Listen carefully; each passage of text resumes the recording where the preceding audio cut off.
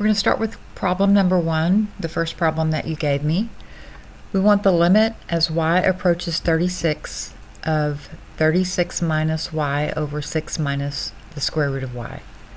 We're going to start by factoring our expression. So let's look at the numerator. We have 36 minus y. Now I'm going to factor this because if I look at the bottom, it kind of tells me what direction I'm going in. Okay, so if I look at 36, to get from 36 to 6, I would take the square root of that.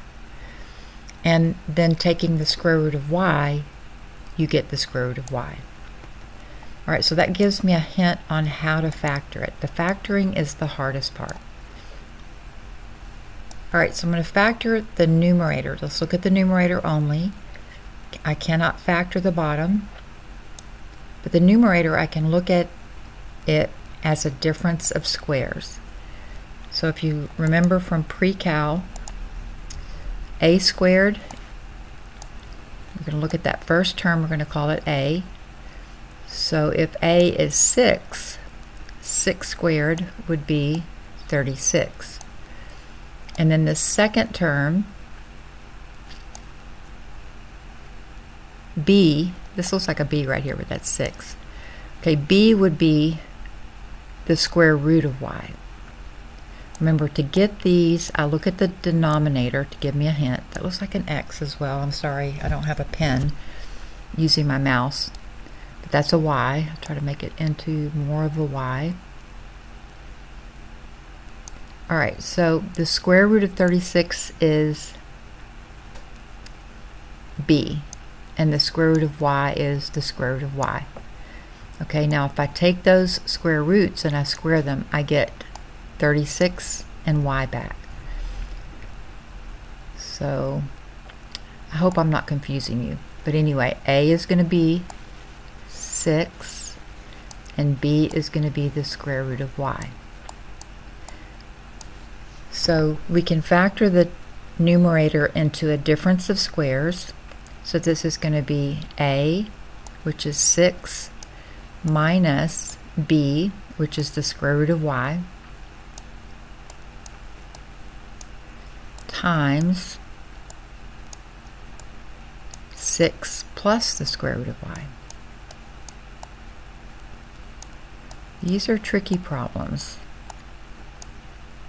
Okay, over, now let's put the denominator on the bottom, which we said we can't factor. 6 minus the square root of y. And then we can see we have a common factor here. 6 minus the square root of y factors in the numerator and the denominator.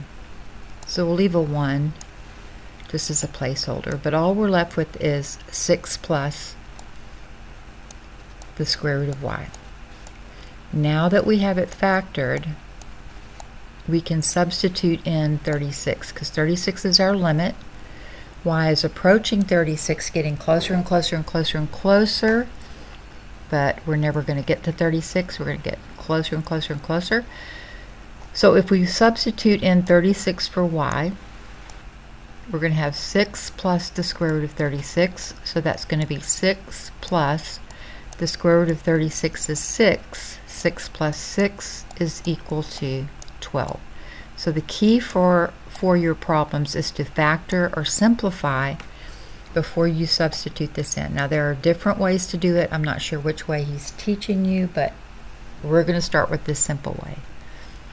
All right, let's move on to the next one.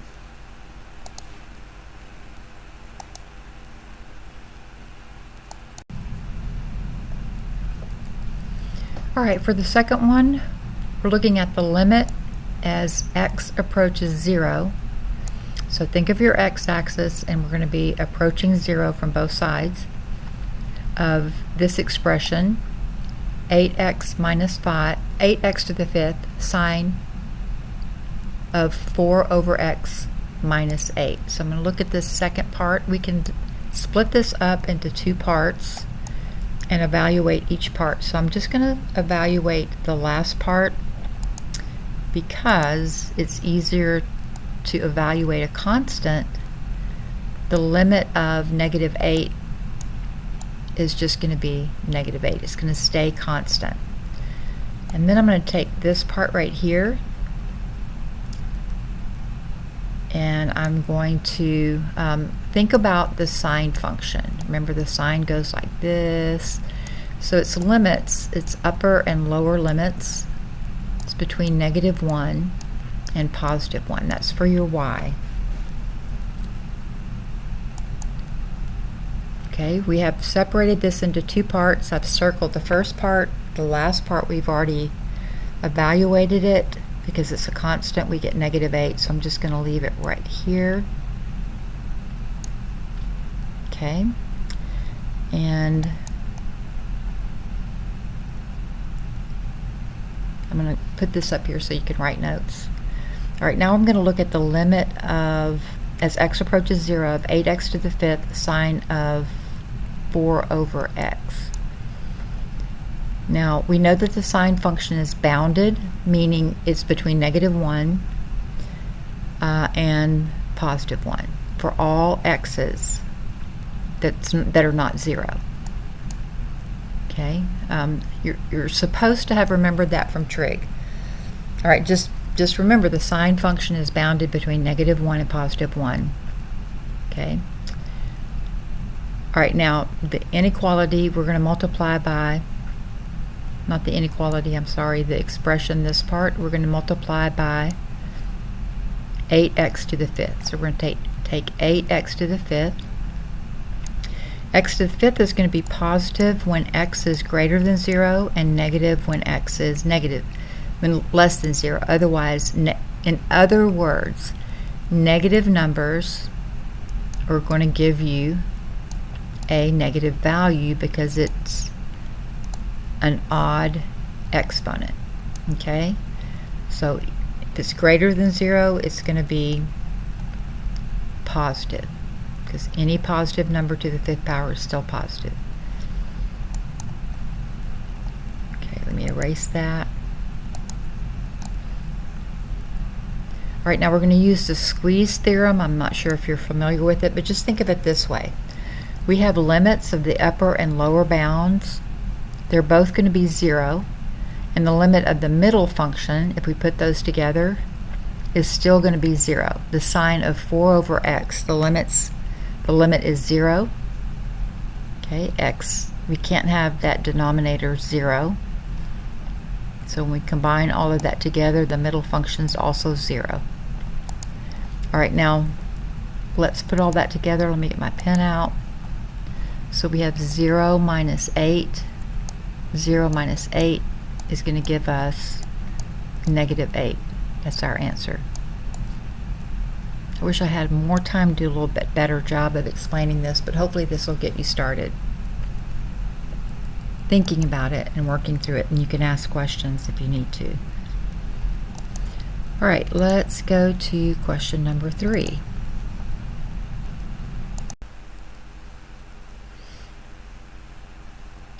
All right, question number 3. We're going to start with the limit as x approaches 0 of the square root of t plus 8 times tangent t over t. So let's break this apart. We have two factors on the top. We have square root of t plus 8, and then the second factor is the tangent of t. We only have one factor on the bottom. So we can rewrite this as the square root of t plus 8 times the tangent of t over t.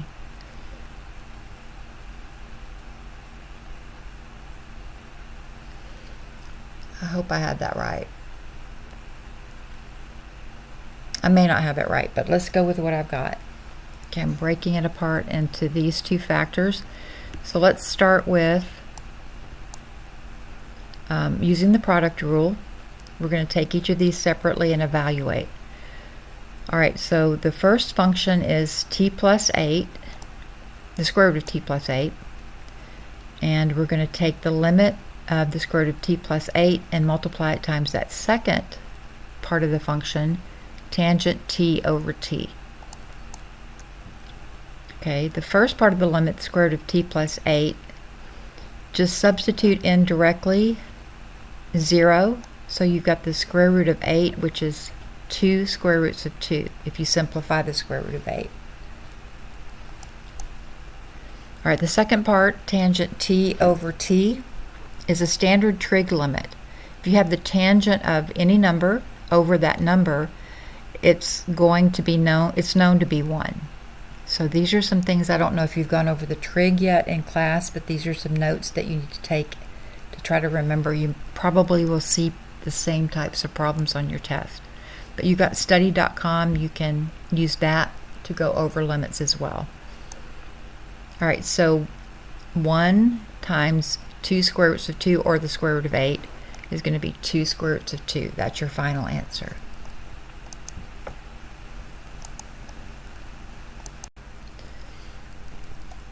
Okay, now let's look at question number 4. We're evaluating the limit as s approaches negative 14 of the absolute value of s plus 14 over just s plus 14. Now let's talk about absolute value, what we know. We know that there are going to be two values, a positive and a negative. So the absolute value function x is defined as x. If x is greater than or equal to 0, that means if x is positive, it's going to be positive. And if it's negative, it's going to also become positive. That's essentially what that's saying. I'm trying to break it down and not confuse you. So the absolute value is, we'll have two values and they'll both be positive. Let's take this apart slowly. Okay? So let's look inside the expression to s plus 14. I'm going to take that part right there, find the absolute value. So remember, we're going to have a positive and a negative. Let's substitute in negative 14, and we have 0 for that. And if we have a limit involving an absolute value function, here's the rule. Okay, it's going to be a point where the expression inside the absolute value becomes 0. It requires looking at the left. We're approaching from the left and the right, so we've got to evaluate it this way.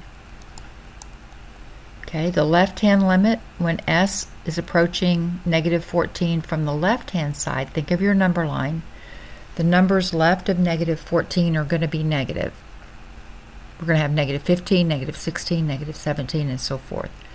So s plus 14 for approaching from the left is going to be a negative number. It's going to be less than 0. So in this case, s plus 14 is negative s plus 14. Okay, just let's make it simple. We're going to have a positive and a negative value of whatever's inside. Getting a little too deep, I think, maybe. So the left-hand limit is going to be negative, whatever's inside the absolute value, but all of that, because it's an expression in parentheses, over the denominator is not absolute value. We've got to distribute that negative to both terms, so you have negative s minus 14. Okay, or if you don't distribute it, we can just cancel this, leave a 1 here, cancel this, leave a 1 here. So we have negative 1 over 1, which is just negative 1. Okay, look at that closely, make sure that you understand it and I don't confuse you too much, because sometimes I get a little too complicated to make sure I cover it.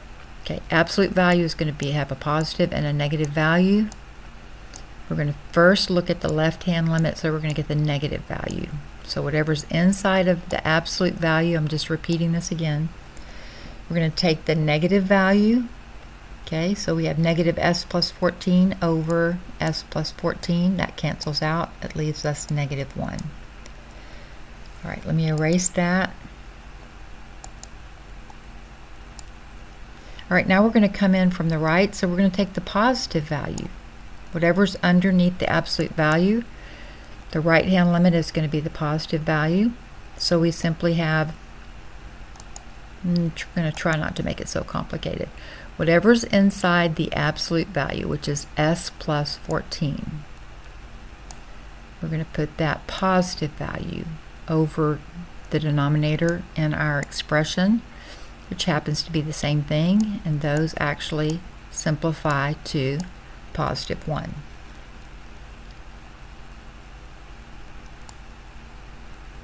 Okay, let me erase this real quick.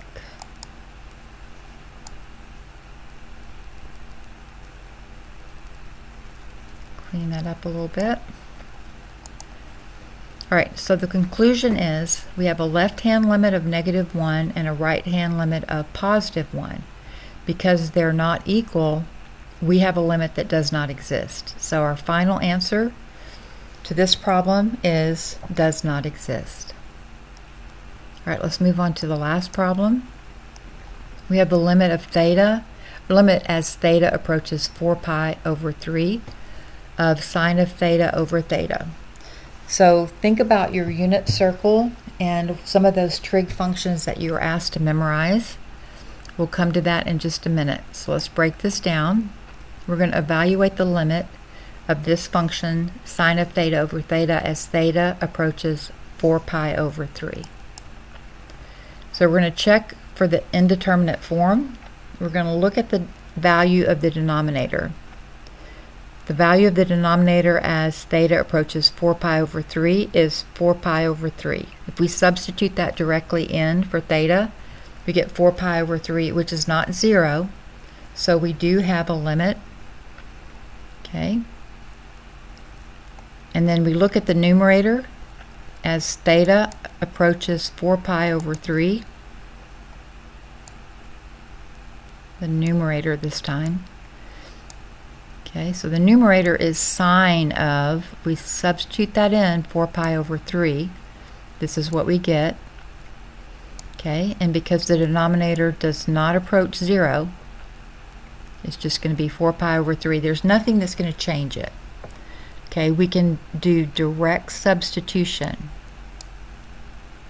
Okay, so we check first to make sure that denominator, as we're going from here to here, it does not approach 0 anywhere. We're just going to plug things in. Okay, let me erase everything, all the stuff on the slide. Alright, now we're going to substitute the value of theta, which is 4 pi over 3, into the expression. So we get the sine of 4 pi over 3 over 4 pi over 3.